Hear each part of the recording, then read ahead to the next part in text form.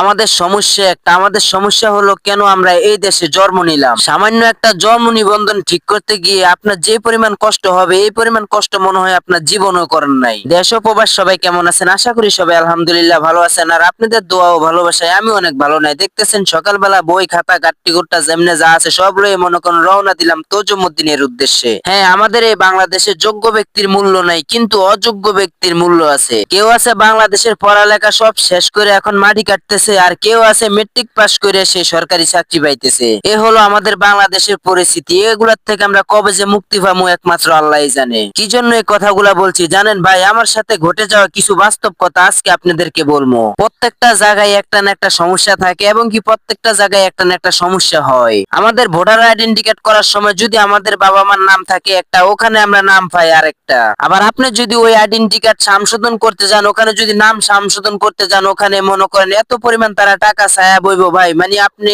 পুরাই মাথা নষ্ট হয়ে যাইব। শুধুমাত্র এক অক্ষর নাম যদি ভুল হয়, আর ওই এক অক্ষর নাম মনে করেন সংশোধন করতে আপনার না হলে 10 থেকে 15,000 টাকা তারা নিব। হ্যাঁ, এখন আবার আমি জানি অনেকে বিশ্বাস করবেন, আবার অনেকে বিশ্বাস করবেন না। যাদের সাথে ঘটনাগুলো ঘটছে একমাত্র তারাই বিশ্বাস করতে পারবে, আর যাদের সাথে ঘটে নাই তারা বিশ্বাস করবে না। কারণ আমার সাথে এই জিনিসটা ঘটছে, তার জন্য আমি বিশ্বাস করছি। আমার ভোটার আইডেন্টি কার্ডে আমার আব্বুর এক অক্ষর নাম ভুল হয়েছে, আর ওই এক অক্ষর নাম ভুল সংশোধন করতে গিয়ে আমার 15,000 টাকা লাগছে। এই হলো আমার সোনার বাংলাদেশের উন্নয়নের এই অবস্থা।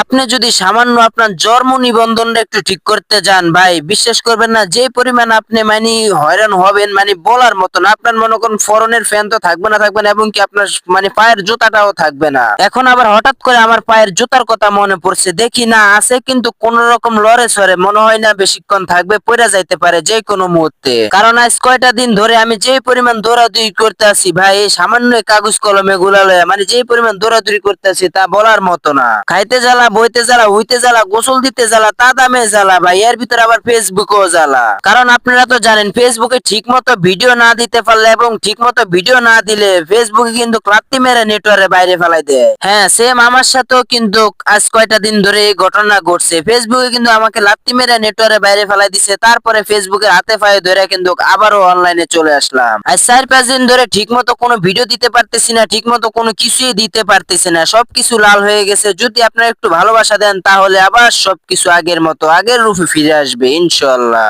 অবশেষে দীর্ঘ পরিশ্রমের পরে কয়েক ঘন্টা সাধনা করার পরে তজুমুদ্দিন থানায় আসলাম, আর তজুমুদ্দিন থানার থেকে এখন ফাটাইলো আমাদেরকে কম্পিউটারের দোকানে। আর কম্পিউটার আলা 2-3 ঘন্টা নাডিগুডি করার পরে অবশেষে আমাকে ফাটাই দিল ভোলা বাংলা বাজার। আরে আমি এখন কি যে করবো, মানে আমার এখন মাথায় নষ্ট। যে কথা আছে না, কপাল ফোরা যার বউ নাই তার। কি করবো, কিছু আর করার নাই। কারণ এই দেশে যখন জন্ম নিছি, তাহলে এগুলা সবকিছু সহ্য করে আমাদের থাকতে হবে, এবং কি এগুলার সাথে আমাদের লড়াই করে বাঁচতে হবে। তারপরে নিজের মাথা নিজে ব্রেন ওয়াশ করলাম, আর ব্রেন ওয়াশ করে অবশেষে চলে আসলাম ভোলা বাংলা বাজারে। আজ দেখতে পারতাছেন এটা হলো সে ভোলা বাংলা বাজারের সে ভাইরাল মসজিদ। তারপরে এখানে এসে একটু ভিডিও করলাম, পরে বলতেছি না এখানে ভিডিও করলে কাম হবে না, আমি যে কাজে আসছি আগে এই কাজ কমপ্লিট করে নেই। তারপরে অবশেষে আমার এই কাজ কমপ্লিট করা শেষ। তো যাই হোক, আজকের মতো ভিডিওটা এই পর্যন্ত শেষ। সবাই ভালো থাকবেন, সুস্থ থাকবেন, শরীরের প্রতি যত্ন নেবেন, নিজের প্রতি খেয়াল রাখবেন। ভিডিওটা কে কোন জায়গা থেকে দেখছেন কমেন্টে একটু জানাবেন। সবাইকে আসসালামু আলাইকুম রাহমাতুল্লাহ।